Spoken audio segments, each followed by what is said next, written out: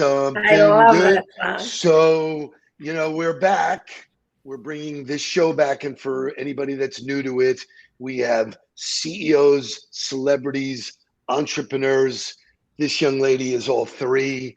For those of you who don't know her, Laurie Sallarulo is one of my best friends. She is a client. She's one of the most aggressive, relentless people that I know, and I love matching Thank energy you. with her, which is so great. We've known each other for years. We love having great conversations, and we're going to let you in on today's conversation. Last time she was a guest on the show was May 2020, just prior to, for most people, the world completely shifting. So welcome to the show again, a year and Thank you. a year and a half later. Thank you. Since that time, lots has transpired for you, for your family, your business. You have actually co-hosted the Daily Huddle, which is awesome, and we will do again in October. But Laurie Sallarulo, CEO of Junior Achievement, tell me something good. Well, I'm going on vacation in a week. So, how about that? That's about the best thing I can tell you. It's been, I agree, 3 years since I've taken a 2-week vacation. And I think actually I tell you that because it is a great thing and I'm really looking forward to some downtime. But I also think it's really important because I think you just mentioned how we went into a pandemic, right? A year and a half ago. I think there's so many people right now, right? We have just kept our heads down and we've all been working to get through this and just taking on more with less people and less resources. And I think we're all feeling tired, exhausted, burnt out, right? Overworked, under-resourced. And so I think this is a good time for everyone to really just take a little break for the next couple of weeks, at least, before we get started again. So I love that. And the word vacation all of a sudden became taboo. Why? Because people working from home, that's not a vacation. Working is working. And I liken it to car racing.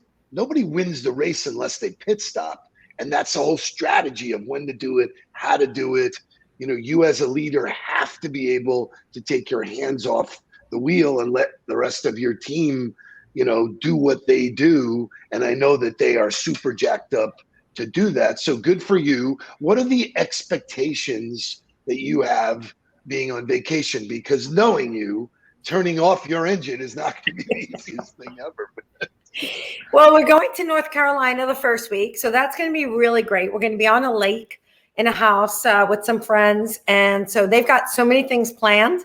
That it's going to be unlikely that I'm going to have a chance to plug in. And this is not something I would normally do, but I sit on the 2 boards. Both of them happen to be having board meetings that week. I told the CEOs, get the vice chairs to chair the meetings. I'm gone. Wow. Yeah. Wow, I don't miss a meeting. So you know what? For me to Uh-huh. miss one meeting, it's fine. And so we have very capable people on the board. Let them handle it because it's not fair to my family. It's not fair to Mike, not fair to my friends. And it's not fair to me. I totally, I am a big fan of resting and rejuvenating and doing the things that make you happy. So let's go back for a second. May happens. It pushed CEOs like you to be different, to think differently. Challenges that were never even conceivable started happening. How to work, where to work, what was appropriate, what wasn't. You and I have been fortunate that through the year and a half, we've worked through a lot of them.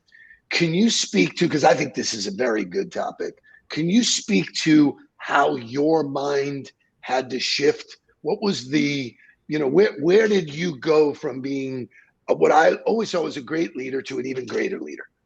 Well, thank you. I think, listen, I think I was a pretty good leader before, but honestly, I think I was also a little closed-minded to change. I grew up in the era, right, where you were at your desk and you were at your desk 24 hours a day, if that's what it was going to take to get the job done, right? And there was no whining in baseball, as they say, right? You just did it. That was the work ethic. We lived to work. I still do to a big degree. But I'm starting to realize more and more now, I wasn't always open to the idea of remote work, right? But I also don't think we had the tools. I don't think that we had the mindset. So I don't think I had the mindset. So I think that there's lots that goes with developing that comfort level of shifting into the new world, right? That we're in. And the truth of the matter is if I don't evolve, I'll get left behind, right? And my organization will get left behind. That's a beautiful way to put it. And leaders in every category in every business are being challenged with what I think is one of the number one skill sets, which is self-awareness. Understand that the expectation is not that you're going to be the best at everything. Everybody needs to grow. Everybody needs to evolve. You personally have grown in leaps and bounds. And I want to bring up a conversation that you shared with me about your daughter and her desire to change her living circumstances, which to you and I felt so out of sorts, but is actually a very big movement throughout the world about how to live. So if you're okay sharing it, because I think it's really good because it tests the boundaries of what we can hold on to. Yeah. So my daughter, Samantha, who's 26, came to me and she kept saying over the last year and a half, 2 years that she was saving money, right, during the pandemic. And she saved up a bunch of money and that she wanted to buy a van. And I kept thinking, this is the stupidest idea I ever heard, right? Number one. Number two, it's a phase. It'll pass, right? She's going to get over this in a year. She'll want something different. She won't want the van. So she recently just said to me, I have this money. She moved out of her apartment, said, I want to save some more money so I can buy the van. So I said, well, I know this is not the right time to buy anything, but you could buy a co-op, a condo. She's like, Mom, I don't want a co-op or a condo. I want to live in my van. I want to travel the world. I want to work remotely from wherever I am. And I want to live my life a different way. And I'm like, okay. So I went out to dinner with some friends and one of them said to me, this whole van life thing is a whole movement. And I'm like, well, what's wrong with these people? They want to live in a van, right? And then I went home that night from dinner and started researching it. And lo and behold, it is a whole movement. And I think, listen, I said to Mike just yesterday or the day before, I think we should retire, get an RV and let's go. And he looked at me and he went, you'd last about an hour, maybe. Okay. So I'm not meant for van life. Okay. Right. Not at this point in my life. And I'm not sure that I ever had Sam's, right, though that adventure part of me, right? That I was not really that kind of an adventurous young person. My adventure was moving from one job to the next, right? Taking a chance on that. But our young people today, they want a different lifestyle. And we need to respect that as leaders and not say that's crazy. Right? So first of all, thanks for sharing that. I was thrilled when you shared it with me because I do think, that managing younger people who have their own set of values, their own set, you can't just randomly go, oh, well, they don't work hard and they don't know. And that's sort of like, our parents saying that rock and roll wasn't good. Right. You have to really think about the world's changed for them too. Everything they know is different than what we knew and how we grew up. So it does affect the business world as well. Who you hire, why you hire them, what the expectations are, specifically because there are people who want different things out of their employment. Yeah, absolutely. I mean, and I think for what we do at JA, right, being in the world of education, youth workforce development, entrepreneurship, right, all of that, I don't think there's ever been a more important time to look at how we're educating our young children.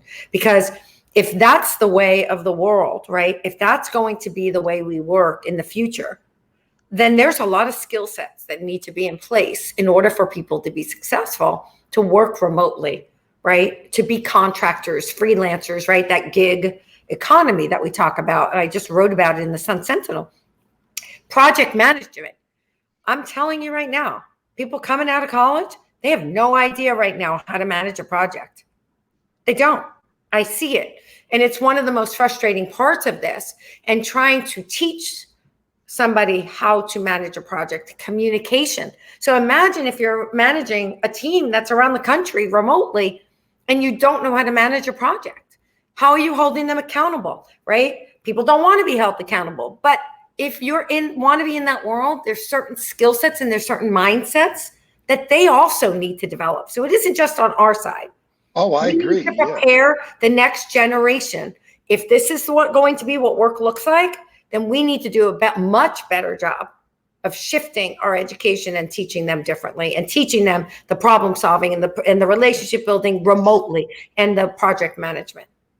So I see it even as simple as, when Jake is staying with me, I'll go, in the middle, like the morning, I'll go, hey, what are we doing for dinner tonight? He goes, you're way ahead of me, Dad. I go, what are you talking about? I go, it's tonight. He goes, I don't make plans that far out. I'm like, what are you talking about? He goes, people my age just don't make plans. We just let it come to us. And I'm like, okay, I get it, which is, okay, it works. So there's so much good that came out of the pandemic, hearing, and understanding that leaders like you are evolving. I'm curious, what did you learn about yourself during all of this? Because you have stretched the boundaries. I remember specifically having dialogue with you sort of at the very beginning, and you were like, what are we going to do? Which is fine. Everybody had their oh shit moments. Right. And then you said, okay, we're going to get down to business. So I'm curious what you learned about yourself. I can tell you from the outside, but I'd love to hear your perspective on what you learned about yourself because of these challenges. Well, I think, number one, and you mentioned this earlier, I think I've always been somewhat self-aware of who I am and what I want to work on and how I want to strengthen who I am and the person I want to be. But I think that's even more acute right now during this time, right? So I've become very, very self-aware of how am I speaking to people during this time. This is a really stressful time for people, right? A lot of anxiety. And so whereas before it would have just been like, put your big girl panties on and let's go, right? I wouldn't have said that. That's what I would have been thinking. Okay, I might have said it a little bit nicer than that. But now it's even totally, I don't even think that anymore, right? It's educating the team about why scorecards are so important if we're going to be remote, right? How do we measure success? It was doing the book clubs with them. So I think I've gone from expecting people to just know what to do, right?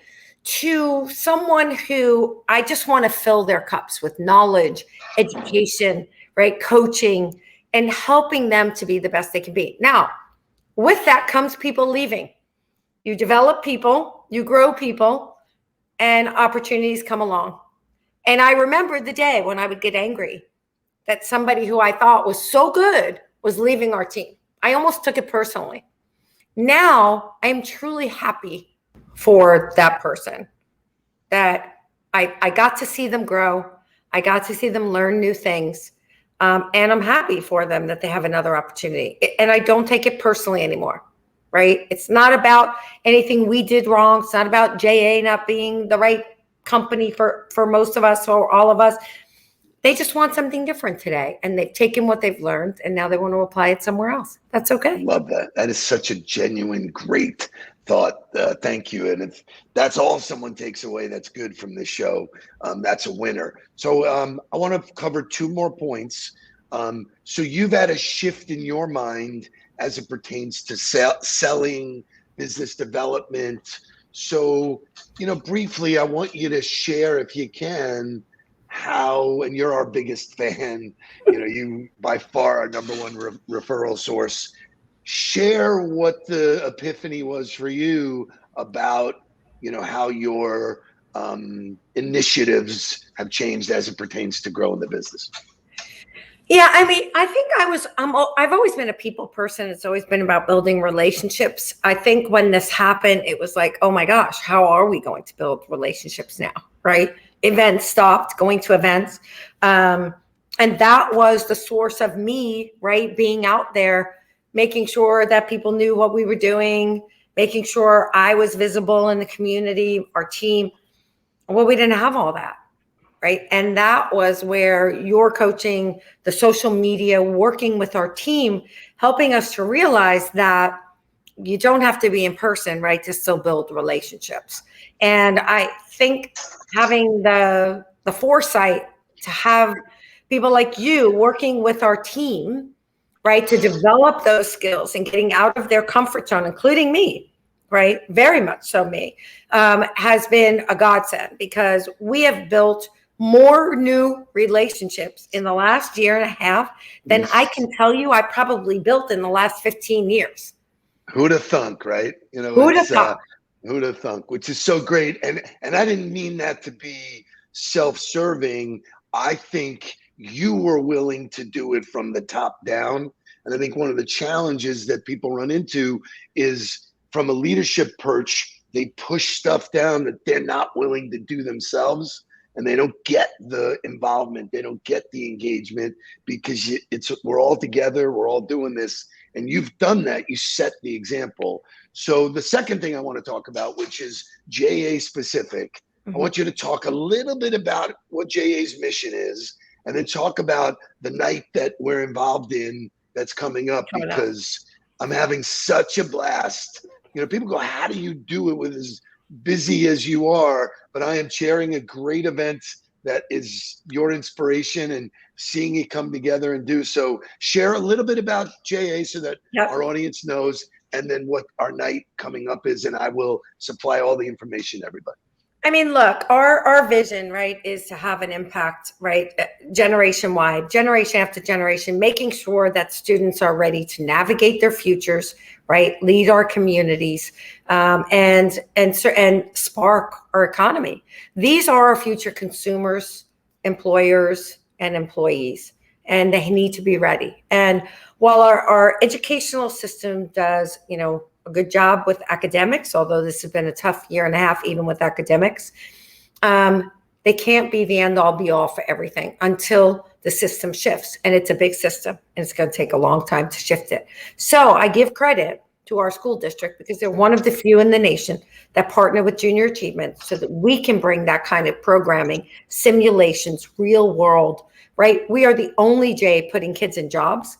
We're the only JA now about to embark on a pilot pre-apprenticeship program, and serving every single Broward County school student. So very, very proud of that. Entrepreneurship, financial literacy, work skills, never been more relevant, right? It's always been relevant, but it feels like it's even more relevant today. And so we're all crying about the workforce. So my answer to everybody is, you don't get to cry and bitch, excuse my French, but you don't get to do that if you don't want to be part of the solution. So invest in this generation. People invested in us. They gave us jobs to help us learn our skills. Let's do the same thing for them, right? Don't use the excuse, oh, they're only 15, 16. They can't learn to work if we don't teach them. So get involved. This event I love. This is kind of like the yin and the yang thing, right? I love all of the work we do with the Circle of Wise Women, the Girls Rule that we started last year, the Rosé Soiree. So I love all the women's stuff and bringing our girls up. But I also love, there's nothing like a guy's night out. I think that's a great thing for guys, right? And I wish I could be there half the time, because I really enjoy being with the guys sometimes a little more than I do with the girls. But this event started many years ago, and it kind of has transformed in the last couple of years. So you and David and Chaz are co-chairing the Ultimate Guys Night Out. This year is pretty special. It's going to be at the Hard Rock. It's going to be a blast this year. You know, we ended up getting Michael Imperoli, who played Christopher on The Sopranos, was in Goodfellas. I know you guys love all of that stuff. And then Tony Coley from Truist Bank is going to be our Ultimate Man of the Year. Live auction, cigars, vodka, cognac. It's the Ultimate Guys Night Out. That's all I can say. So Awesome. One of the things I love about your leadership is that you've pushed everybody, including me, to be innovative, to come up with stuff. And this event is what guys have asked for. It's what now you can come as a woman. There is no exclusion. There'll be a handful. There'll be a handful who sprinkle in. So it's not like you can't get in, but I'm glad that we got to share that with the audience, because I think it's something good when you can go out and have a good time with other business leaders, CEOs, entrepreneurs, having a real good time and raising money to help this cause. Yeah. I am very, very focused on being part of JA. I get to speak to the kids. I get to understand the impact that, passing this information back down. When I grew up, the word entrepreneurship didn't even exist. No one knew what it was. Now there are kids that are really actively asking, and some of the teams that have put together who have actually developed products blow my mind. So, yeah. Having you on talking about the actual impact of the work that you do and where the money goes was something I was not going to miss the chance on. So, well, thank you. And I'm really excited, with Ultimate Night Out coming up, we've decided to create the Circle of Wise Men, much like the Circle of Wise Women, who have raised over $4 million. So you guys have a lot of work to do. We're ready. We're ready. The women. This is a little bit of, competition here. But I'm really excited about them. That I'm excited to watch the men come around this mission and the work that we do, because I do believe that most of them can so relate to this, right, as entrepreneurs and business people. So I'm really excited about it, and I can't thank you enough for all you're doing to make it successful. It is our pleasure. I mean, this show is about sharing something good. So in our last minute, share one last good thing, if there is. If not, we can take it away. But you've been a great guest as always. October's coming up. You'll be co-hosting again on the Daily Huddle. So tons of good stuff, tons of good things that you're doing for the community, for your family, for everybody. You, my dear, are something good. So thank you for joining us. And I can't wait to share all this information with everybody. Me too. Thank you for everything. Mwah. I'm going off to vacation. Go enjoy. See you.